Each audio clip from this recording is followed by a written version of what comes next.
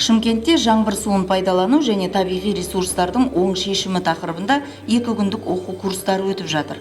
Оған жергілікті әкімдіктің жауаптыларынан бастап экологтар, су және кәріз жүйесін пайдалануды реттеу саласының мамандары, санитарлық-эпидемиологиялық ахуалды қадағалаушылар шақырылды. Қазақстан су арнасы қауымдастығы, Өзбекстанның жобалаушы инженерлер ассоциациясы және Клинтейдж Латвия қауымдастығы мен Еуропалық одақ бірлесіп ұйымдастырған бұл оқу курстарына сонымен бірге қаладағы бірқатар жобалаушылар мен оқу орындарының оқытушылары да қатысты. Жасыл технологияны Қазақстан мен Өзбекстанда барынша ендіруді мақсат тұтқан бұл жоба Engine деп аталады. Қаланы ауыз сумен қамтып, кәріз жүйесі бойынша қызмет көрсетуші су ресурстары маркетинг жауапкершілігі шектеулі серіктестігі аталған мәселе бойынша мамандардың біліктілігін арттыруды қос қолдап қуаттайды. Себебі жауын-шашын суын пайдалану, осы бағыттағы кәріздік қондырғыларды орнату бойынша проблема бізде мүлдем шешілмеген. Тұрар Рысқұлов көшесінен Төле би көшесінің аяғына жын баратын болса 40 метр сай. Ал енді осы сулардың бәрін дұрыс ағызып, оларды мына ливневка дейді, жаңбыр қардың суын тасымалдап, оны тазалап, қайтадан мынау ауыл шаруашылығы саласына еміз адамдардың пайдасына жұмсайтын болсақ, елге де зиян тимейді. Болмаса көптеген жерлерде осылар тәртібі болмағаннан кейін үйлері құлап жатыр. Болмаса біреудің үйін басып кетіп жатыр, агродің басып кетіп жатыр. Осындай мәселелердің алдын алу жөніндегі бұл кісілердің Европадан келген біздің әріптестердің тәжірибесі өте мол екен.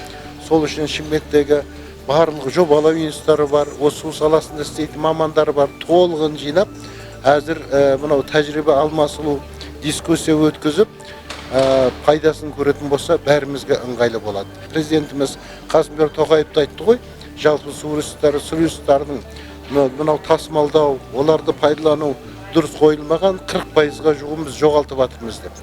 Осының бәрін тәртіпке келтіріп, елге де, халыққа да, мемлекетке де, шаруашылық, завод, фабрикада зиян тимей дұрыс дұрыс ұйымдастырылса, бізден шығаратын өнімізде, өмірімізде бәрі жайлы болатынына біздің сеніміміз мол. Қазақстанның көп аймақтарына тән мәселе Шымкентке де таңсық емес.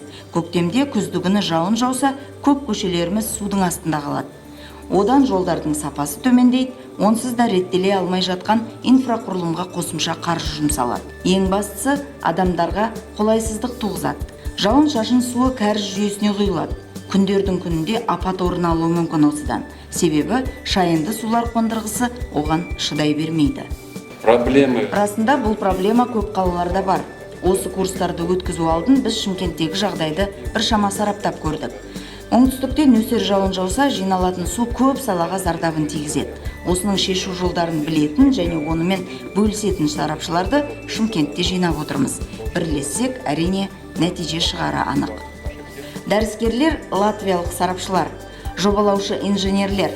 Engine жобасының жетекшісі Эвия Пуданы бұған дейін біздің еліміздің және Өзбекстанның су шаруашылығы мамандарымен онлайн форматта кездесіп дәрістер ұйымдастырды. Енді сала мамандарымен 100-100 кездесуді жөн көріпті. Осылайша табиғи шешімдер идеясын жүзеге асырсақ, жергілікті жерге тек пайдалы әрі тиімді болатынына сенімді. Бұл курстарды алдын Өзбекстанда өткіздік. Қазақстандық су мамандарымен де пікір алмасқанбыз. Мақсатымыз біреу, табиғаттың өзі беретін ылғалын, суын өзіне дұрыс пайдалануды реттеу. Біз мұны табиғи шешім деп атаймыз. Көгалдандыру, түрлі ландшафтарды көркейту, балалар алаңшасын желекпен көмкеру, бәрі сол жауын, қар суын пайдаланып жүзеге асады. Тек оң нәтиже береді. Оқу курстарына қатысушы экологтар да табиғи шешімді қуаттайды. Департамент мамандары, тәжірибелі экологтар қала басшылығына аталған мәселе төңірегінде бұрын да ұсыныстар жасаған екен.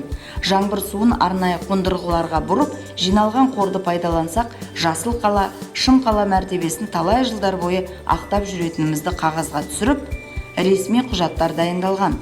Қаланың жоспарын дайындаушылар, өзгертушілер осыны негізге алмайынша, ирригациялық жүйелермен өзендерге лас шайындыны, сұйық қоқысты төгу, ағызу жалғаса бермек. Ол ең алдымен қала халқының денсаулығына кері әсер ететіні жаңалық емес.